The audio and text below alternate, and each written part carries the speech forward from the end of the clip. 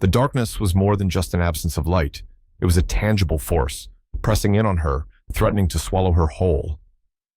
Lyria's breath hitched in her throat as she floated, untethered, in the endless expanse of space. Alone, forgotten. And then, from the crushing silence, a faint crackle echoed in her helmet. Liquid darkness flowed around her like empty molasses, black and breathless wind. Lyria's eyes slowly blinked open. Confusion faded in and out of her mind. Then memory dawned, one piece at a time. The Tesser engine had collapsed inward, dragging the ship into itself. After only a few seconds, the entire drive system crumpled, sending warping arms of destruction outward. The Perseus's body was thrown in all directions. Fractured metal bones flung aimlessly into the black vacuum. Hundreds of souls, gone in seconds. Lyria would have been killed with everyone else had she not been working on one of the Perseus's outrigger satellites. She had been the ship's chief engineer and liked to keep a close eye on every part of it. Unfortunately, not close enough to save it and those on board. She was far enough away to protect her from assured death, but not to protect her from the wave of destructive debris cast out by the explosion. She had been working on an outer panel of the outrigger and was only attached by a thin safety line. As giant hunks of twisted shrapnel flew by, one sliced through the safety line.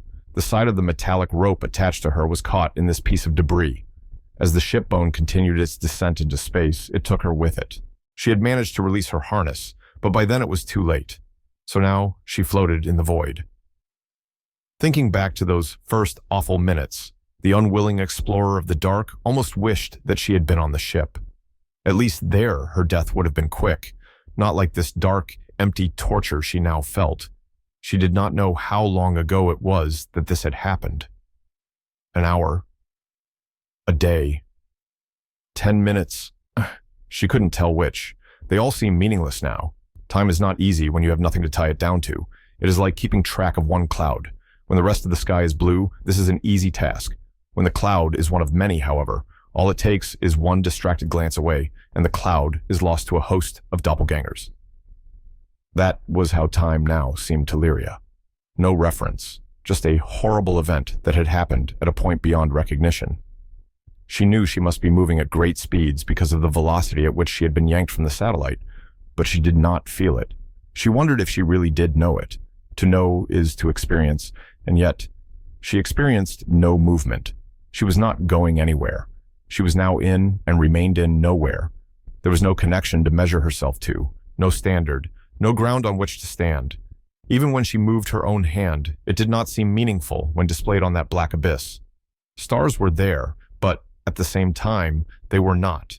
They were too small, too far to be anything real. They did not change. They did not move. They were like the image of light burned on your retina from looking at something too bright.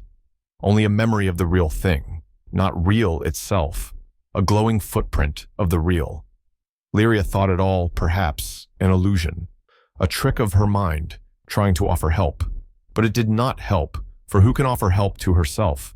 You cannot catch yourself if you are falling. And that was what she was doing, all she was doing. Falling, but not getting anywhere, falling in place. Suddenly, there was a faint crackle in her helmet. Odd because she was sure the transmitter on the side of her helmet had been knocked loose by a small shard that had narrowly missed her face. A dim light seemed to be coming from behind her. Lyria writhed about frantically, trying to turn around.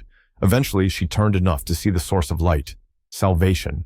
A ship, a distance away, but it was coming towards her. The radio in her helmet crackled again. "Hello?" said a voice, full of static and strangeness. "Hello? Do you read?" Lyria's eyes grew tearful, like the ocean at spring tide about to overflow. The sound of a human voice. So wonderful. It felt like all of time had passed since she had heard that beautiful noise. "Hello?" said the voice again, this time a bit less bound up by static crackling. In her surge of emotion, Lyria had forgotten to respond. "I'm here." As she said these words, she was shocked by the sound of her own voice as well. It somehow did not feel like her own, almost as if there was someone else in the helmet with her, answering on her behalf. After a few moments, Lyria realized that the voice sounded familiar, almost No, she wouldn't let herself hope anymore. She could not stand against any more destruction, even if it was simply that of a little hope. This is Alara Thorne, Assistant Chief Engineer. The hope was not destroyed. Instead, it was resurrected. Please identify yourself. Who are you? The spring tides in Lyria's eyes flooded on land. She could not help but weep at such joy. A miracle. It's me, Alara. It's Lyria. It's me. Lyr, is it really you? Alara's voice was much clearer in the speaker, almost fully real sounding now. It was also full of an obvious joy. Yes. It was all she could manage between shaky breaths. Dear God, it really is you. I thought you were gone like the others. I thought I'd never see you again. How did you get out? Lyria had assumed that she had been the only one far enough from the blast to survive. Too much to explain now. I'll catch you up once you're on board. Just hang tight for a few more minutes. And she did hang tight. Tight to the miracle dream of reality. She could hardly wrap her head around it. The odds of this happening were so small they were non-existent. The thought of anyone surviving, then finding her, was hard enough to believe, but the fact of that someone being her closest friend was truly impossible. Alara had been like the younger sister she never had. Lyria and she had found companionship from the start. Neither had known anything more than the name of the person they would be working with for the foreseeable future. The relief they had both felt when realizing that they shared a hard-working, intelligent, trustworthy, and occasionally goofy spirit was palpable. In fact, at the end of their first conversation, Alara had rather straightforwardly said, "You have no idea what a relief you are." And Lyria couldn't help agreeing. Since then, they had grown into a truly impressive team, getting the Perseus out of many close scrapes. Then the reality settled in her mind. They had failed to protect the ship and her crew from the last scrape, a wound that had eviscerated her home of the past 5 years, all without being seen. She had double-checked everything in the engineering before heading to the outrigger satellites. Everything was fine. Even if she hadn't, Alara knew the system just as well as she did. There could not have been better hands to leave the ship in. And yet, neither one of them had seen the impending waterfall in the dark river they floated on. A dark surprise, from which there was no escape. Lyria snapped from her tempest of regret as she realized Alara's ship was much closer now. She could now see that the ship was the Perseus's stellar raft, a lifeboat of sorts. Since the Perseus had been highly automated, the large ship had a relatively small crew in comparison.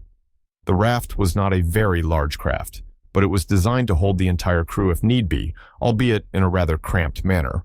Most of the ship was full of hypersleep pods neatly situated in a grid to ensure the crew would use up a minimum of space and supplies. Lyria wondered how Alara had managed to get to the raft before the explosion, and if anyone else had made it out in time.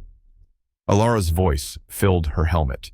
"You're almost safe, Lyr. I'll send one of the tether drones to pull you in." A segment in the front of the ship, just below the nav center, opened up like a gaping mouth. A small drone was launched out, drifting gently until it cleared the door, then jetting towards Lyria. Little halos of blue emanated from its many nanothrusters.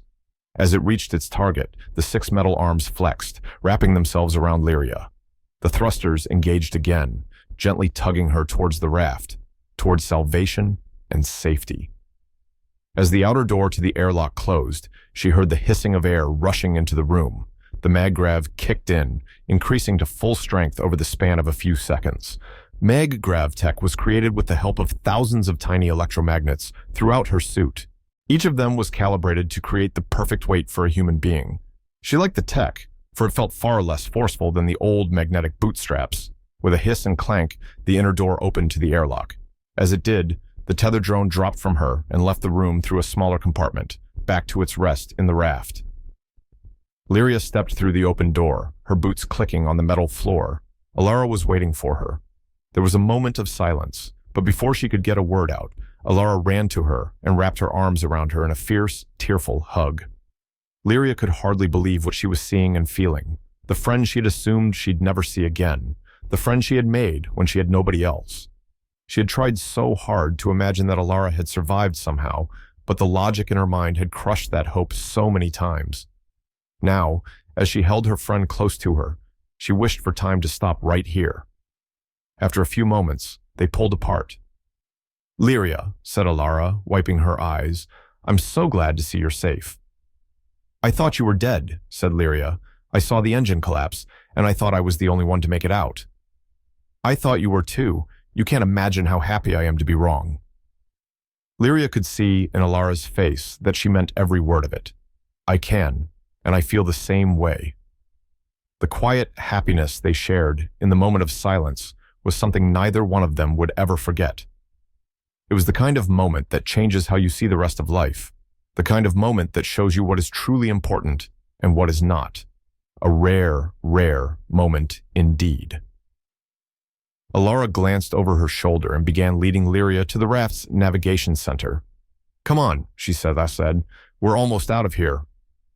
The corridor they walked down was quiet, all except for the sound of their footsteps. It was strange for Lyria, who was used to the hustle and bustle of people working on all parts of the ship. At first, she thought it was just a new experience of being on the raft. After a few moments, however, she realized that it was far too quiet for that to be the reason. She realized the answer must be different and far worse. Lyria stopped walking. Alara took a few more steps before realizing her friend was no longer beside her. She turned around. "What is it, Lyria? Where is everyone?" Alara didn't answer. Lyria looked at her friend. Alara could not bring herself to say what had to be said. "Where's the rest of the crew, Alara?" Her voice was full of desperate fear.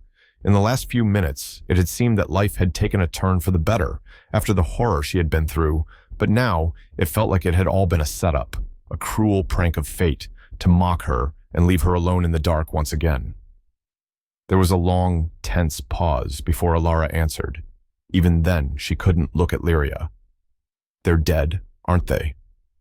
Lyria's voice had the shaky lilt of restrained emotion. She could not bring herself to believe what she was saying. There was no more hope for her to protect. "Yes." The word came quietly from Alara, like a wisp of the wind, half heard. "They're all dead." Alara's voice was more firm this time. "I'm sorry, Lyr. I really am." Lyria slumped against the wall, then slowly slid down until she was sitting with her back against it. She had no words. Alara sat next to her, and they both remained silent for a long time. The raft drifted slowly through the void, its human cargo full of a sadness that seemed darker than space itself. As the raft drifted through the void, Lyria and Alara shared a quiet, hopeful smile. Despite the losses they endured, they had survived, and together they would face whatever challenges awaited them. Thank you for joining us on this journey. If this story resonated with you, please like, subscribe, and share it with others who might enjoy it too. Your support means the world to us and helps keep these stories alive.